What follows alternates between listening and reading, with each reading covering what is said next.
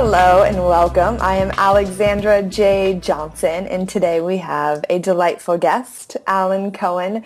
Alan has written 24 inspirational, transformational books, and he's a speaker and a workshop leader, and he does retreats all around the world, and I personally love him. He is one of my great coaches, and I'm very honored to work with him. And I just think every time I talk to Alan, he just infuses peace, love, and joy. I just have a conversation with Alan, and I'm like, life is good.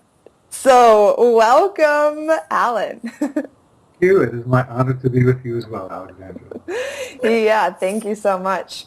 So we're going to be talking about pleasure today among many other things, but I would love to just start off with what is pleasure for you?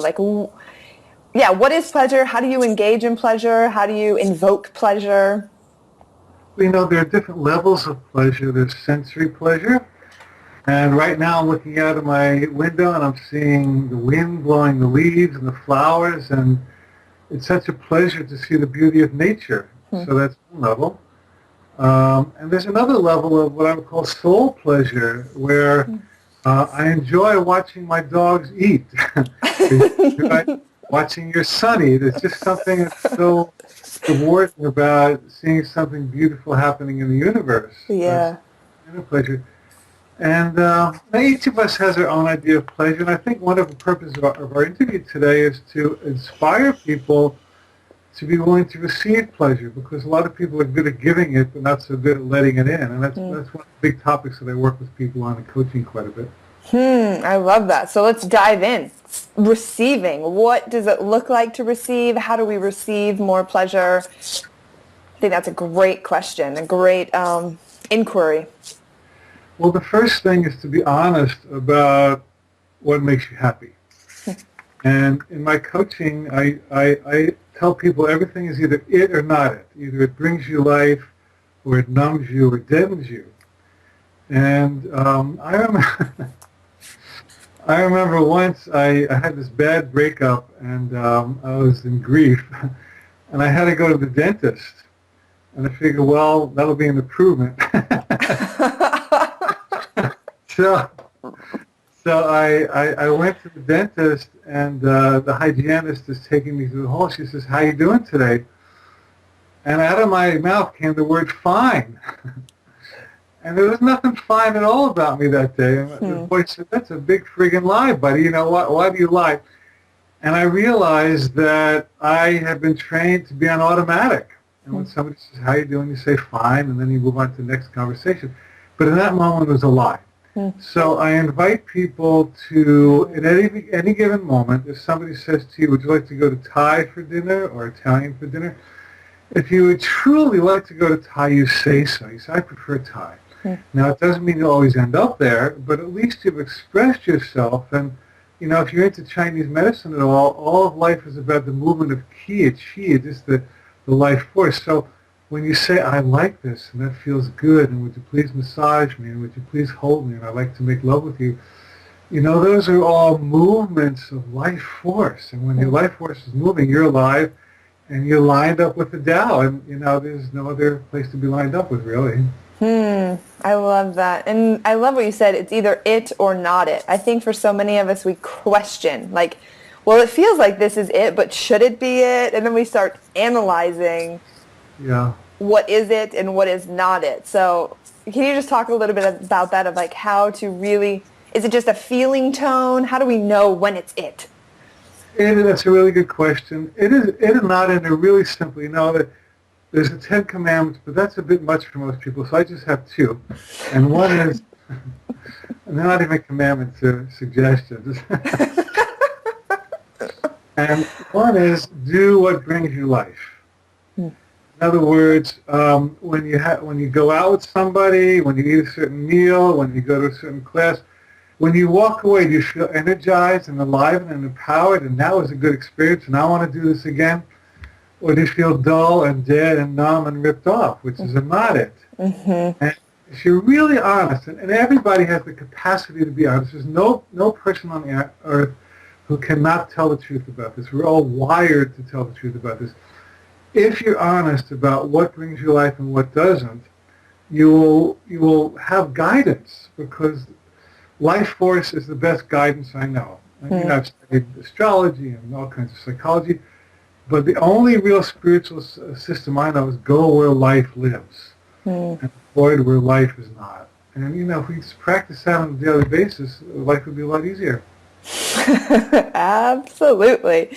So how does our mindset get in? Because I love this, and all of your books I feel like are really about connecting to your heart, connecting to spirit, and getting your mind right, your mind connected to spirit. So how do we do this, like, mentally, really start to open up to life?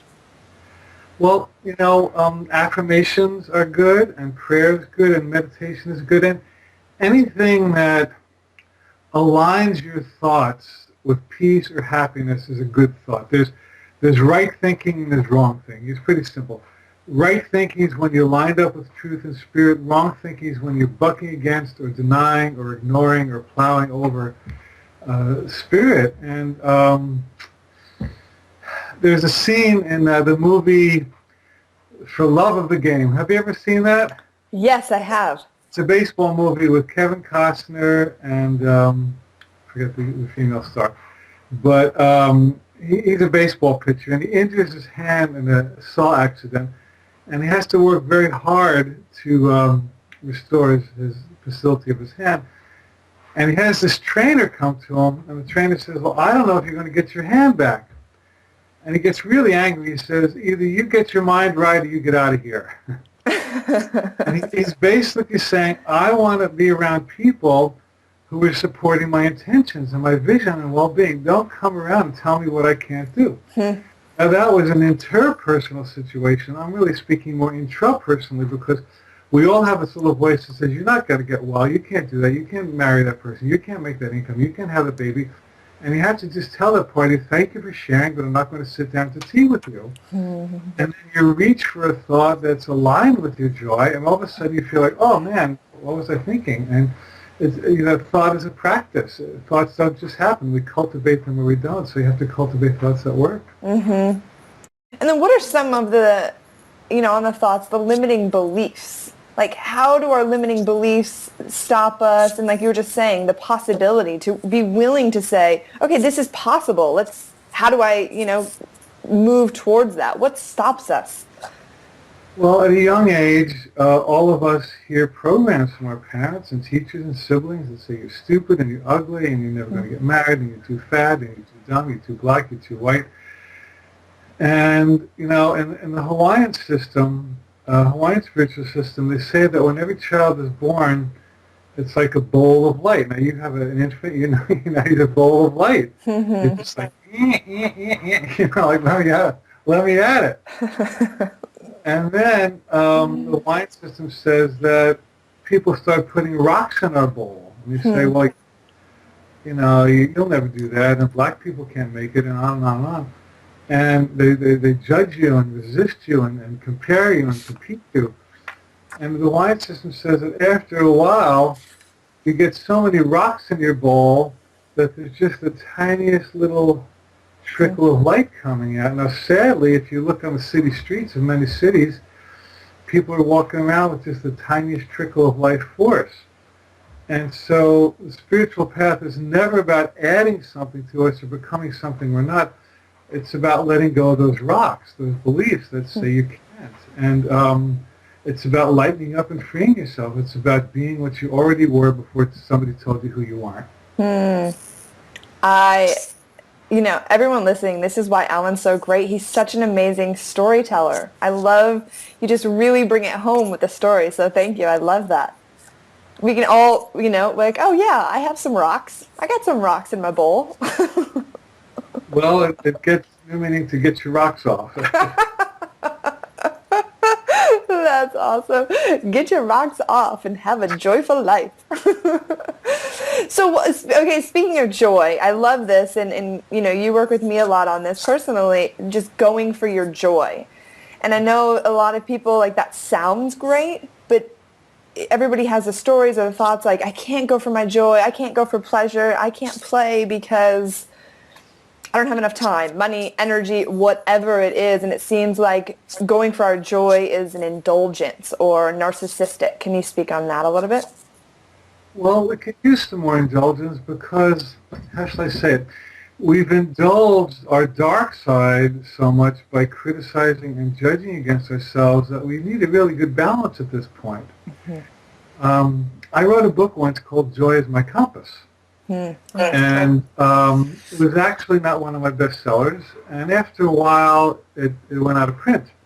And I thought, oh man, what a waste of time. I shouldn't have written that. There are other things I could have written.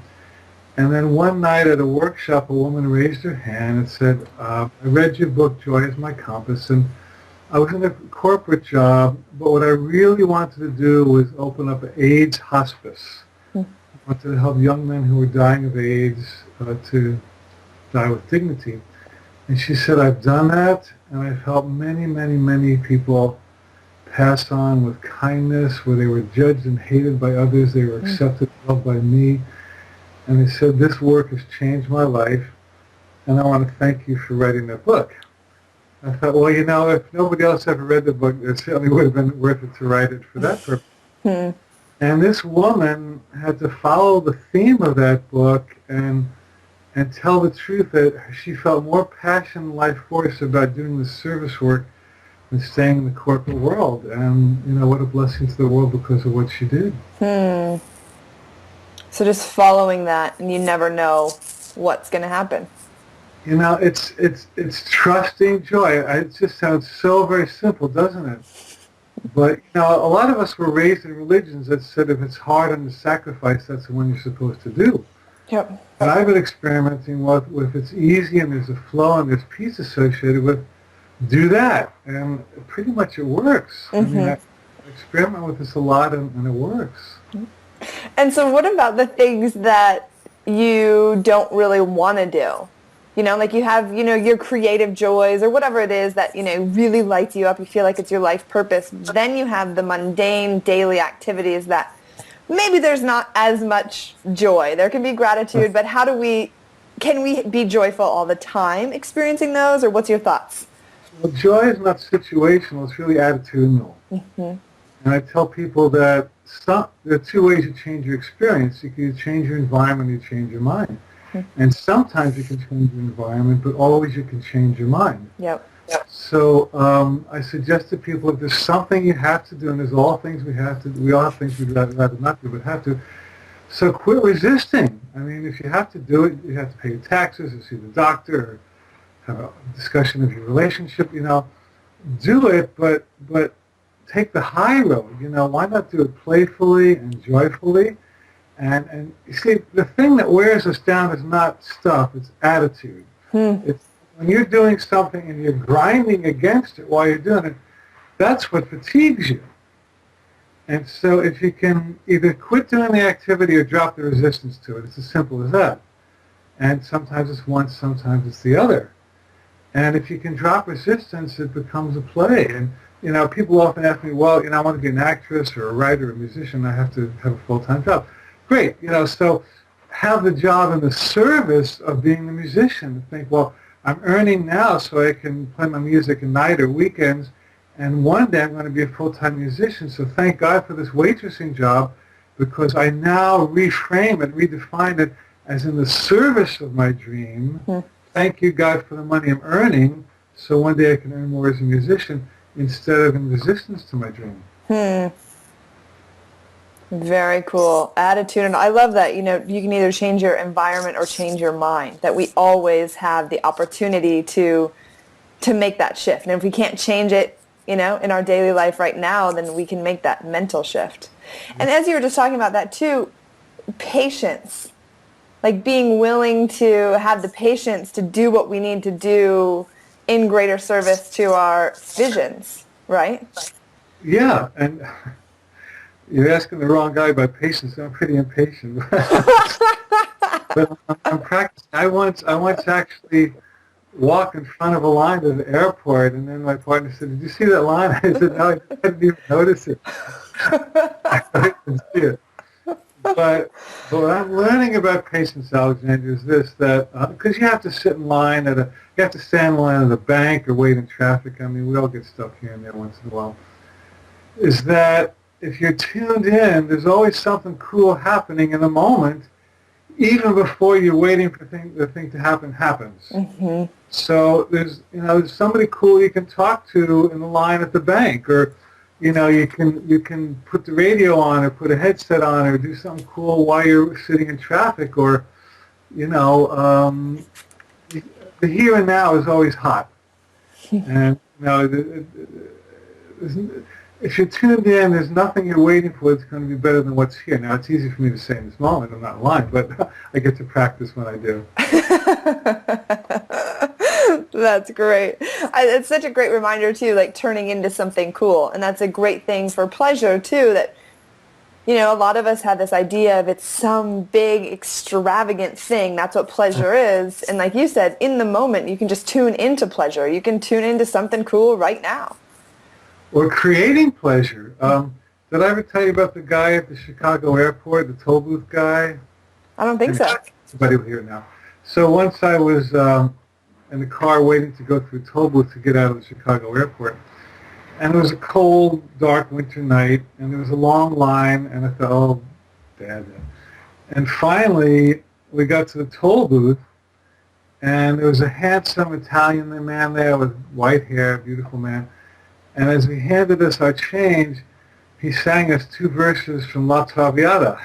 Oh, wow. And the women swooned, and we all clapped, and then off we went. And I realized that my teacher used to say, take what you got and make what you want. And what he did was he took one of the most boring jobs in the world, toll collector, and here he was in the night in Chicago when it's cold, smelling exhaust fumes. And he turned his little toll booth into an opera hall. How cool is that? And he was not willing to let that toll booth define him. He defined it for what he wanted it to be. And he blessed a lot of people.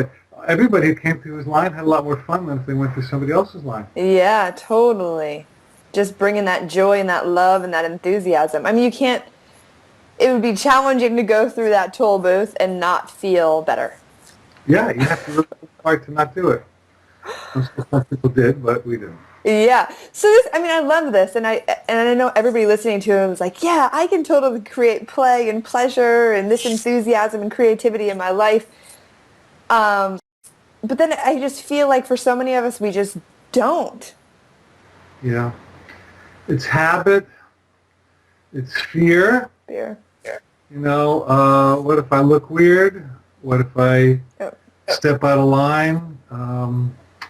We watched, there's a new movie out called 42. It's the Jackie Robinson story. Have you seen it? No, but we're planning on it. Everybody keeps telling me to watch it. It's a great biography on Jackie Robinson. And that guy had a lot of resistance. He was the first black player in the major leagues, and he was scorned and abused, and he had to just hold his head high, and he had to hold his space independent of the space that others were holding around him. And he ended up changing the world. He changed the baseball world, and he changed society, now that wasn't much fun, but actually playing ball, he was voted Rookie of the Year, and he had all kinds. And when he finally retired, his number, 42, is the only number that was retired by every team in the major leagues forever. Wow, goosebumps. That was how much he was ultimately loved and respected and honored, because he came to play ball. He didn't come to fight with people about his race. He came to play ball, and he ultimately triumphed. Wow. Yeah, total goosebumps. That's so inspiring. Wow. Very cool. And, a lot of these interviews that I'm doing, too, and I wouldn't have necessarily thought this would come up as much, but it does come up, and a lot of them is the courage it takes to actually go for your joy, to actually create the life that you want and to have pleasure in your life. Well, let's take 3 well-known names, Stephen Jobs and Bill Gates and Michael Dell. 3 people who changed society through computers and programming, and none of them finished college. You know, Steve Jobs quit college to do calligraphy. Right. You can imagine his mother saying, Stephen, you should go in college, get a degree, get a good job, make some money, make something of yourself, you know? Yep. But he had to have the guts to do what he had to do, and now the world's a better place for it. And, you know, not all of us are going to become a Steve Jobs, but we're going to have our sphere of influence that touches people that we touch. And even if you never touch anybody else, if you live a joyful life, you're making a contribution to the universe. Just your energy is uplifting the planet. That's so great. And then I love what you talked about too, the fear. Like that fear stops us and just really is like we don't trust ourselves, or we don't trust ourselves as much as we could, you know? And can you just talk about that, trusting yourself? Because I know that's a big, in all of your books, every time I read it, I'm like, yes! And I just feel like that's a common theme and thread throughout a lot of your work. Well, the German philosopher Goethe said, when you finally trust yourself, you will know how to live. When you finally trust yourself, you will know how to live. And pretty much every day, each of us has 100 opportunities to practice selling out or moving with where love would take us, where joy would take us. And I remember when I wrote my first book, The Dragon Doesn't Live Here Anymore, no one wanted to publish it, and so I decided to publish it myself.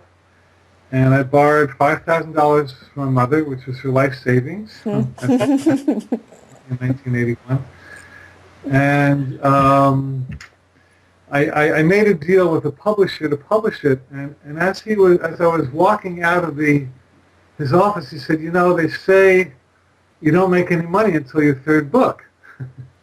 I want to be here. The rest of my mother's life savings in one book. I turned to him, and I out of my mouth came these words. They were not rehearsed, and they said, I know that's what they may say, but what they may not know is my agent is God. And I wasn't trying to be flip, but I had so much of an emotional and spiritual investment in that project that I could not let him distract me from it. But, oh my God, what if I didn't do the formula? And the book went on to become a bestseller, you know, and it sold 200,000, 300,000 copies, and so much more money than $5,000 ever came back. And I remember taking my mother to the safe deposit box, showing her that I put back the $5,000. She says, really? She said, I'll keep it. I don't need it. No. Oh. But, you know, it's that kind of self-belief that makes you stand out from the masses and make a unique contribution to the planet. Mm-hmm. Definitely. And one of the things that I'm working with you on is being unapologetic. So for all of us to be unapologetic in who we are, what we want, where we're headed. I can talk to you about that because I've lived a lot of my life being apologetic. I remember I'd go stay over someone's house, and I'd wake up in the morning and come out into the living room and think, well, I'm bothering these people for being here. It's just like a thing, like, you know, do you have a right to live and breathe and be? And over the years, I've worked on that, and you know, great people don't live apologetically. They live courageously and confidently, and probably the more you apologize, the less you're going to accomplish, because, you know, you don't owe the universe anything. You have a right to be here. Mm-hmm. Yeah, and so just being comfortable in your own skin and comfortable with who you are, and that's so great. Yeah, that's it's really simple, isn't it? But it takes practice, doesn't it? Yeah, this is one of the reasons that I think I've said this a few times. I love Alan because he's so simple. Like, you just break it down and make it very simple, and we're like, oh, that makes sense. Like, it doesn't need to be complicated. No, it's realness. That's the key. You know, when you live authentically, you accomplish things that other people don't. I remember after I gave a speech one night, a guy came up to me and he said, you know, I took a public speaking course, and he said, I was studying you as you spoke, and you violated 8 of the 10 rules of public speaking. He said, but I didn't ask him what they were. I don't want to learn them. I figured all my career was training. And However, you're my favorite speaker because you're the most real speaker I've heard. Mm. And I took it as a compliment. I think, we may not all be technically perfect, but I think when you're spiritually sincere, you're spiritually perfect, and that's all Spirit can ever ask of anybody. Mm. Yeah, that's so beautiful. It's such a great reminder for all of us to just be who we are. Not that training is bad, but, there's moments where that's not necessary, and it actually inhibits who we are, right? Well, it's actually the combination of training and spontaneity. Mm. What was that girl's name who won the ice skating award about 8 or 10 years ago? A 16-year-old girl from Long Island. I forget her name. I don't know. Sarah, I think. Anyway, she was in the Olympic figure skating competition, and she was third in the competition, and she had one more skate to do, and they were hoping at best maybe she can win a silver. And she went out and she did this unbelievable routine where she did like 3 triple flip-flops and on and on and on. I don't know what she did, but and everyone was just standing there with their jaw dropped, and she got 10, 10, 10, 10, 10. And she actually won the gold medal on that performance. Wow. And they interviewed her when that happened afterwards, and she said, at that point, I was just going out to have fun. She says, I wasn't trying real hard. She said, I just figured I'll give it my best shot, what the hell. And she gave it, her best shot. And so, she obviously had years of training. We're not denying that. But then there was that moment where she just let her spirit run her. Mm. She just the whole thing was totally spirit guided, and she totally kicked butt. And so that lovely combination of doing your homework and letting spirit move through you, which we're all capable of.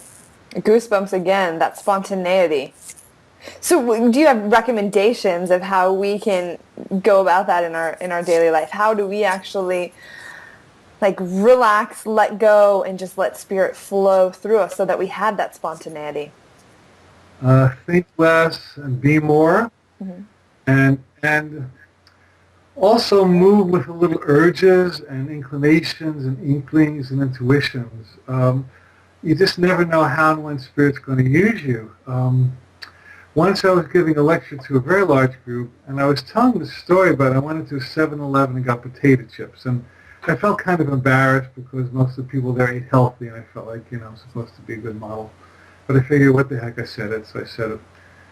And afterwards, this guy came up to me, and he was a well-known spiritual teacher in the area, and he shook my hand vigorously, said, I just want to thank you for talking about potato chips. He said, I'm a health food addict, and every now and then I binge out, and I feel really guilty. He says, but when AlanCohen admitted he ate potato chips, he says, I am healed. And I just had to laugh because it was just something that came into my mind to say, and I went with it. Mm-hmm. I like to believe on some level that Spirit was guiding me to say that, at least for him, for somebody else, and maybe at least for me. Maybe I just needed to relax about not being a perfect eater. Mm-hmm. So, life is not built usually on these big Moses coming down from the mountains throwing you the 10 Commandments at you. It's built on little inklings during the day. Let me call this person. Let me try this project. Let me, and you, Brian, have a ton of projects, and I would imagine that the ones that you're most excited about are the ones that are spirit guided. Would you say? Absolutely. And I think they're spirit guided, and then we go on not all, but a lot of our intuition and our inklings, and we just create and see what happens. And there's a lot of projects that just don't work, or we just forget about them. Yeah. You throw it against the wall and see if it sticks. Yeah. Yeah. And, Linus Pauling, who won 2 Nobel Prizes in 2 different domains, said the best way to have a good idea is to have lots of ideas. And so you just put them all out there, and that which is right will reveal itself. I found that again and again. If it's spirit guided, it will show you. Yeah. That's great. Spirit guided, it will show you. And one of the things that you say that I always remember is that, I might be paraphrasing it, but whatever will get done, Spirit will help you get done whatever needs to get done. So we get so wound up in getting all these things done, and we need to do this before we die or whatever it is. and just trusting that whatever gets done, Spirit will help us. It's an affirmation I teach as part of my time course. I have a course called The Time of Your Life. And the affirmation is, Spirit, how does it go? Let me remember it. It goes, I always do in the perfect timing what Spirit would have me do. Mm-hmm. The idea being that if it's not Spirit guided, you're going to waste your time trying to get it done. Mm-hmm. So, if it's right, Spirit will give you I always have the time to do things that Spirit would have me do. That's an example. Yeah. And so if you're rushing and forcing and yucking and one of my friends was late to a therapy appointment, and she was on a one-lane road and one-lane side, and there was a slowpoke in front of her, and she kept honking and flashing, and she couldn't pass for a long time. Finally, she passed the person, and she looked over, and it was her therapist. So, she was actually in her right time. It was the ego and the rushing and the fear. So let me get there. Things always somehow there's a right timing for everything. It's just the way things work out. Mm-hmm. Yeah, that's why I love talking to you, because there is that, and I know a lot of people listening will just have that there's that feeling of spaciousness. I don't need to rush. Everything is unfolding perfectly. I know every time I talk to you, that's what I get. Life is good. It's all good. It's all happening. No need to worry or stress. They just built a new sushi restaurant near my house, and they took the longest time to make it. I mean, we go to a restaurant near them, it must have been like a year. I mean, they gutted another building and they refurbished it. I thought, man, are these guys ever going to make any money on this? Is it ever going to open? And then finally it opened, and they're packed every night. There's people, there's lines standing at the door, and I thought, well, they did everything right. They took their time, they did it properly, and now people are, banging the door to get in. So I'm really a big fan of doing it well rather than rushing. Mm-hmm. And then also what you talk about too is enjoying the whole process, and that's part of pleasure too, right? Enjoying, why do we need to rush our creative goals or our dreams? Does it make it any better if it happens next month or next year? Right.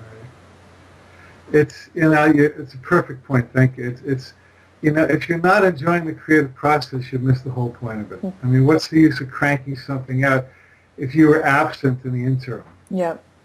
And people will feel the love and the passion and the intent that you put in your writing or your music or your seminar or your dance. It's when something is done with love and care, it radiates, it vibrates, it emanates, and people are drawn to it. On some level, they sense the psychic intention in that object, and it becomes extremely valuable for that reason. That's great. So to have that intention when we're doing anything, that it's the intention of love and joy. Yeah, just imbuing it with love. Imbuing it with love, yeah.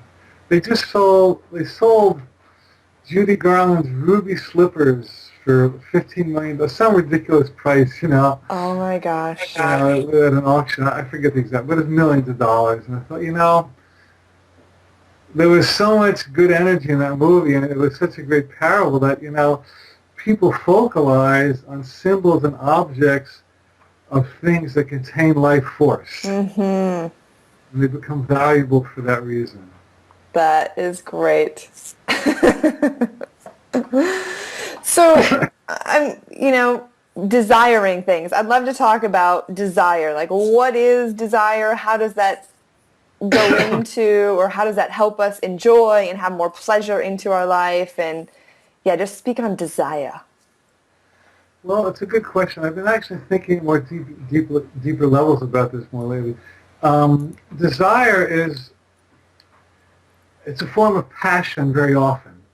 It's, passion, my definition of passion is the universe's way of getting you to be in the right place at the right time with the right people for the right purpose. It's, passion moves the universe. Nothing happens without passion. It's life is dead without passion, and no good things come without passion. I mean, babies come from passion, and movies come from passion, and books and, buildings come from passion. So, I like to believe that when I feel passionate about something, it is God or the universe working through me to make something good happen for me and the universe. And that's my primary definition of passion. Now, there's another form of desire. It could be neurotic desire where you're nervous or you're afraid or you're trying to fill in space or it's a habit or an addiction. And, in those cases, you have to sort out, is this a joy-based desire or is this a fear-based desire? And it takes honesty, doesn't it? Yes, totally. And for most of us, at least people who consider themselves on a spiritual path, often it's a joy-based desire. So I suggest in general to go with it. But it's good to check yourself out and ask yourself, am I just grabbing for that extra hunk of ice cream because I'm nervous, or would it really be fun to have it? Yeah, and then having that, like you were saying, being really honest with ourselves. Like not making excuses and justifying and, that's like a fine line. Yeah. It's a rare person who's really authentic, and I've been working on it for many years, and sometimes I feel like I'm just starting to get there. And, but, consider the alternative. Yeah. You're just going to live a hollow life and, look back in your life and say, where was I and who was I and what was I doing here? And what does Wayne Dyer say? Don't die with your music still inside you. We all have a song to play. Yeah. And, just on that, like I just feel, this is one of the reasons that I'm doing this is because I just feel like there is like for me, I don't want to miss out on life. Like I fully want to enjoy it and I want to be engaged in enjoying it and have the pleasure and fully appreciate my son and my husband and my life, and it's just like, it feels like life goes by pretty fast and I want to enjoy it as much as possible. And I love one of your books that I love is How Good Can It Get? Which is like just perfectly sums it up. Like how good can it get? Can you tell us a little bit about that book and how good can it get? It's a parable about a young man who's hurting financially and emotionally, and he meets a mentor who changes his life. It's a fiction, but there's a lot of great spiritual truth wedged in between the story. But the title is telling because a lot of us spend a lot of time obsessing on how bad can it get. Yeah. And very often when I'm coaching somebody and they have a decision to make and they're worried about this and that, I'll say, well, tell me how bad it can get. And they've had this catastrophic fantasy, well, this can happen, this guy can die, and I can get divorced, lose my money. I say, well, tell me how good can it get? And they they sit there with like, I don't know, I never thought about that. Like, how could this possibly work out in your favor? And if you could carve out the scenario, how this could work out in the best possible way, how would it look? And when I get them thinking that direction, light bulbs start to go, well, this could happen, yeah, maybe it's a good thing, maybe it's a gift. And all of a sudden, they're excited about this thing that seems to be a dilemma now becomes an opportunity because they're thinking in possibility consciousness instead of fear consciousness. That's so awesome. Like, fall in a mud puddle, check your pockets for fish, that kind of thing. Yeah, and it's so true because, we all have that, and our brains are wired, right? We've evolved to like look for what's wrong. So we're like professional something's wrong seekers.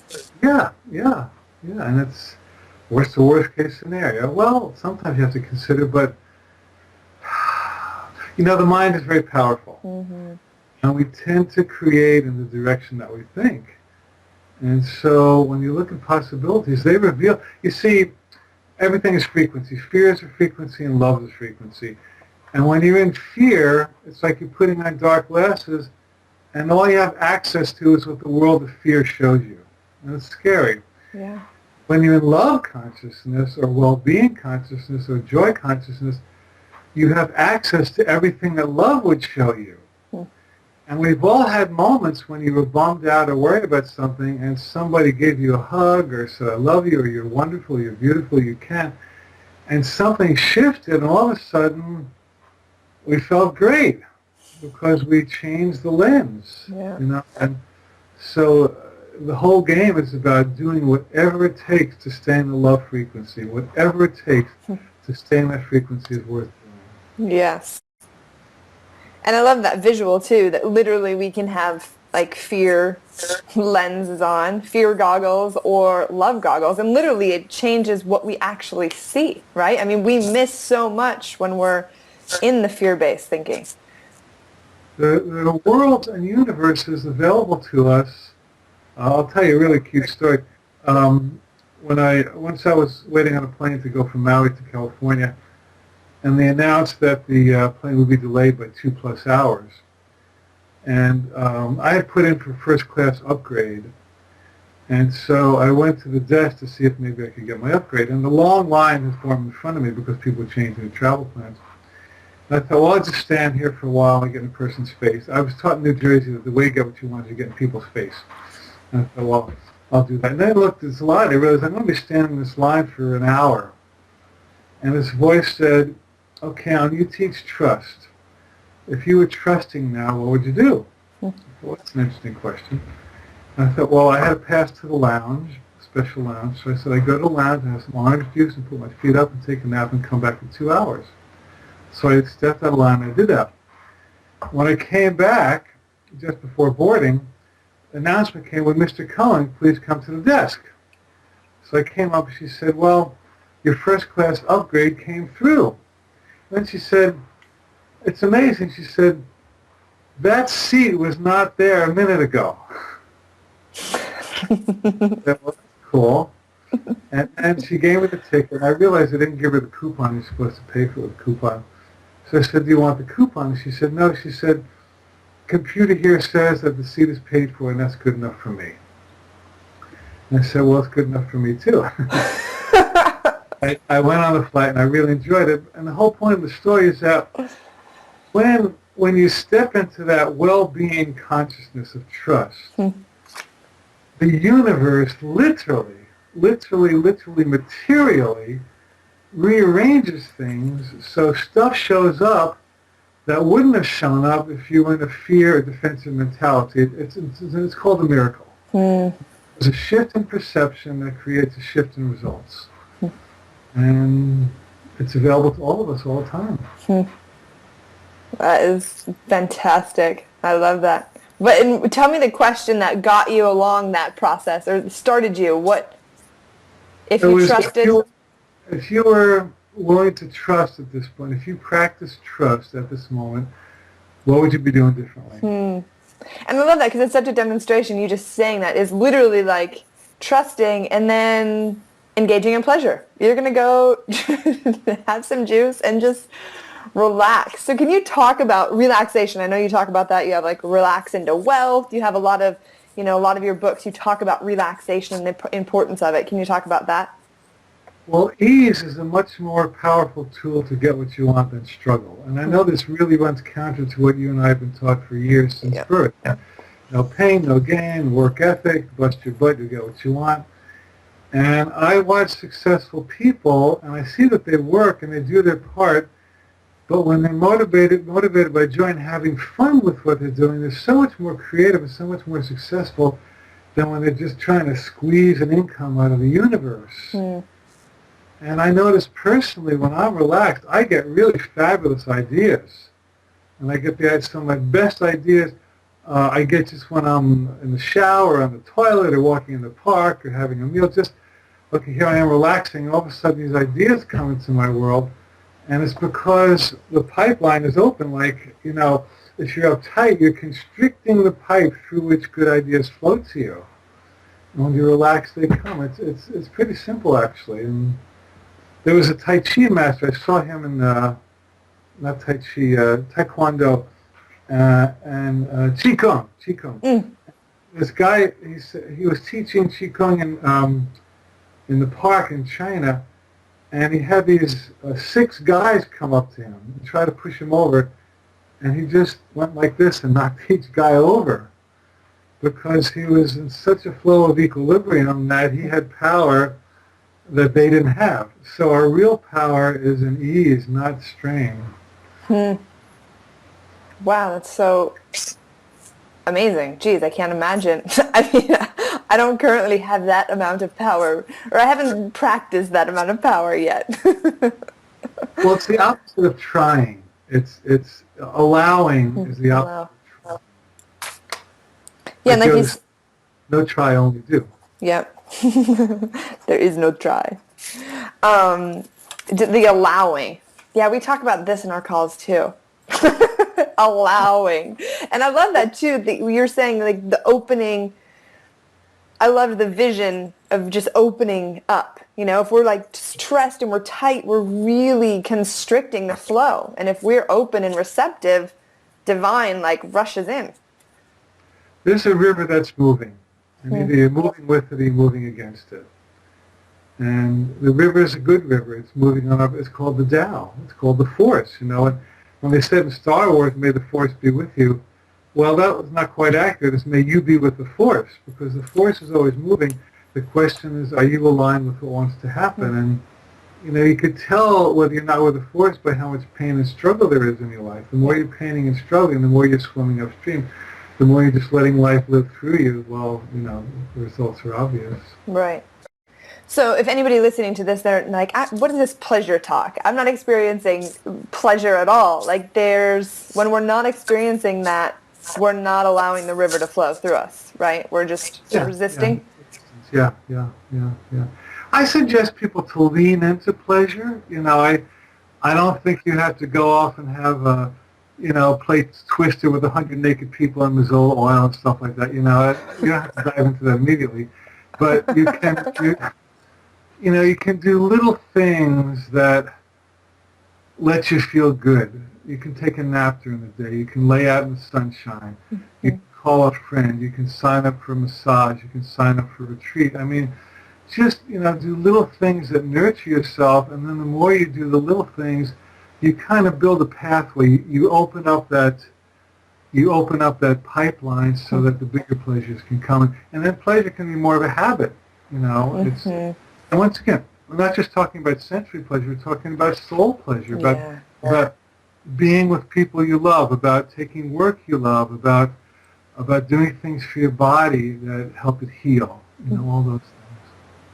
I love that. Soul pleasure. That's like a great title for a book. Soul pleasure. I like that. Soul pleasure. So, okay, as we're going about in our soul pleasure and, engaging in pleasure, what are your thoughts on, because I think, like you said earlier, there's fear. So whatever our pleasures are and the things that we want to experiment with and go try, what do we do if we have fear, or maybe somebody declines our request, or we're rejected, or somebody makes fun of us, or something like that? How do we navigate that terrain? Well, you have to get a bigger picture, because if somebody declines your request, they're obviously not the person to fulfill it. My friend Bashar says, if at first you don't succeed, then redefine success. Nice. And like we had a lady call into my radio show. I have a radio show every Thursday on Hay House Radio, and she was a young woman, and she wanted this guy to be her friend, and I guess she was bugging him, and he said, "Please don't call me or text me." And I said, "Well, why would you want to be with somebody who told you that?" I said, "Can you imagine that there are other people out there who would love for you to call them and text them, and why not get with your just right tribe? Why would you want to be with somebody who doesn't want you? That makes no sense whatsoever." And unfortunately, a lot of people keep beating their heads against the wall to try to get with somebody who doesn't want them. It means it's not a dead end. It's a right turn. In other words, it means you're being redirected. Man's rejection is God's protection. So if that job isn't it, well, that job didn't take you. Obviously, there's a better job for you. So why not just take it as a sign to look elsewhere? Yeah. And don't take it personally. I mean, there's a right place in the universe for everybody. We're all just seeking our own. That's so great. Totally redefines the no, rejection.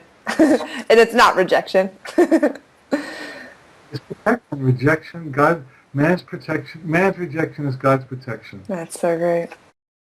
God's protection.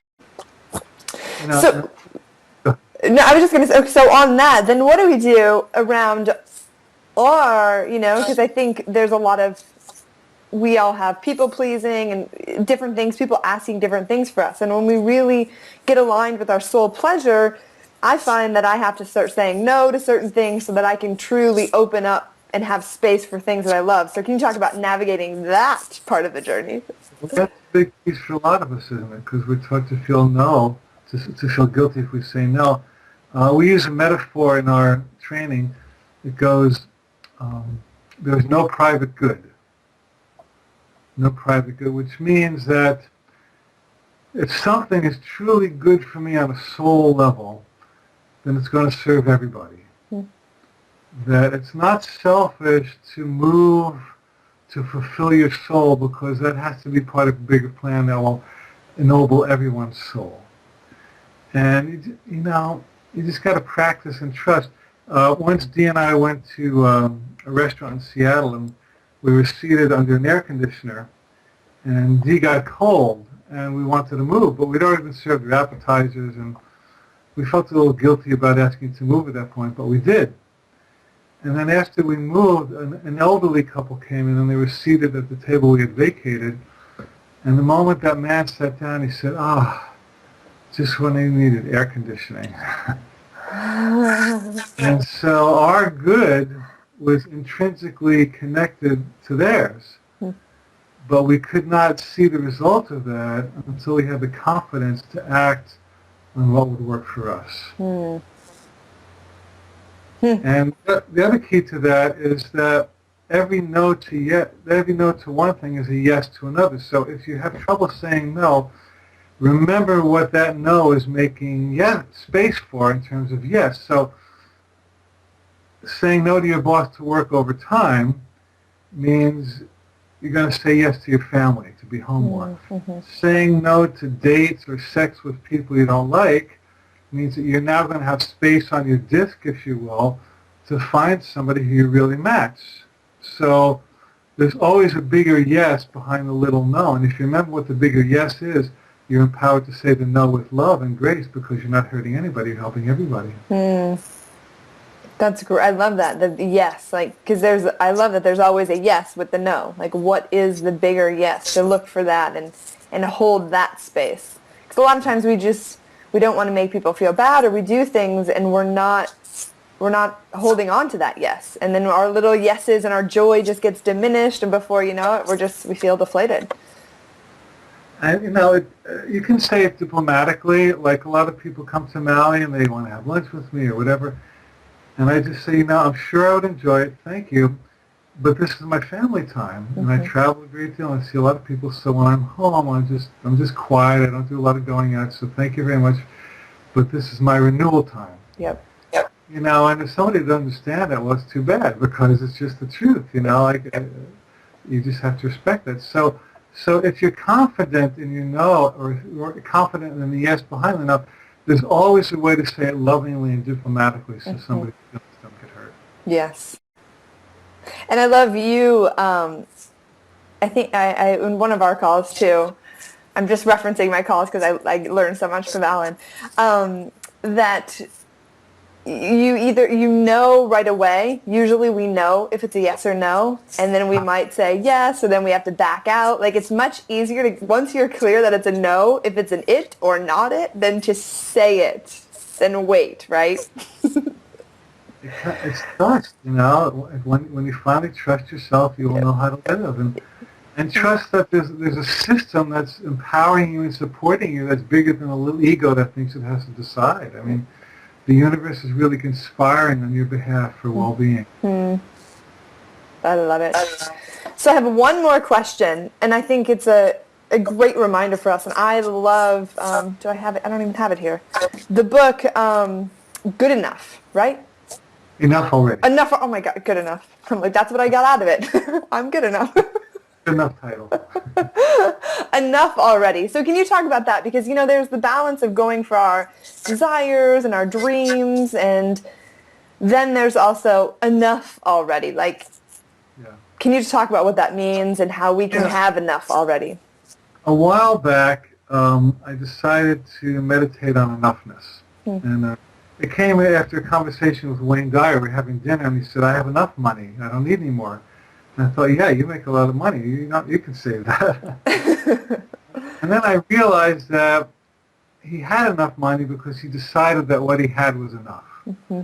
So I thought, well, let me meditate on, what if my house was already enough? And what if my body was already enough? And what if my relationship was already enough? And what if my bank account was already enough? And it's just this ease came over me, like, what have I been missing? Like, there's beauty and there's love and well-being in so many places, and I've been missing it because I've been defining what I have as not enough when it quite is. Yeah.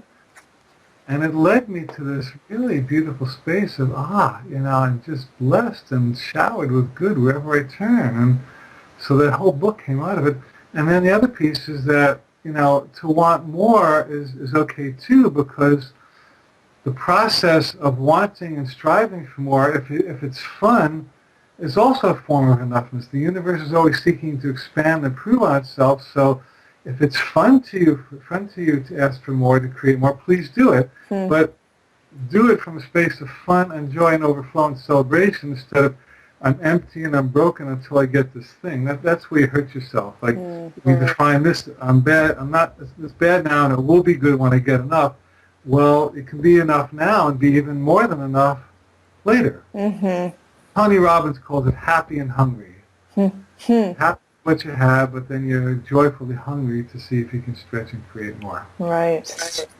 And then, like you keep saying, too, trusting yourself, that we all have different happy and hungries, right? That there's a different level of what's enough for you, and to not compare and just tune into what feels right for you. Exactly. Someone said the comparison is the death of joy. Wow. Totally. It's like when you get into she's prettier, she's younger, she's thinner, he's smarter, he has more money, he's more successful. That's when you start shrinking energetically. Now you can use other people as role models and inspiration. Cool, I like to be successful like him. But when you make yourself less than because somebody is more than, you've missed the whole point. So by using them more than to inspire you to inculcate the same more than within you, simultaneously celebrating that what already is enough. Amen. It's like a Zen game, No, but let's play with more than enough. It's not either or. It's both and. Yeah. And then just the experimentation, like being willing to experiment. Like, okay, I'm going to go for it. It's a little too much. Pull back, or just it's kind of a dance, right? It's a balancing act. Life is never static, and you tried it, didn't work. You tried it, worked. You tried it, you fine tune it. You tried it again. We're all in flux. Yep. Yep. Beautiful. Well, thank you so much. Can you share where people can learn more about you and buy your books and your retreats and your workshops and all that stuff? Sure. My website is AlanCohen.com. AlanCohen.com. All of my books are there. I'm doing life coach trainings these days. I send out a daily inspirational message every day of the year for free if people want to sign up. So come on my site, AlanCohen.com. We'd love to connect with you. Beautiful. Thank you so much, Alan. As you know, and I've said it numerous times, I love you and I appreciate your wisdom and you following your joy because it inspires so many of us. Well, it's always a delight to connect with you and Brian. You're role models for me. You're both alive and smart and creative, and you have a beautiful family, and so it's always a pleasure to co-create. Yes. Fantastic. Well, thank you so much. Aloha. Aloha.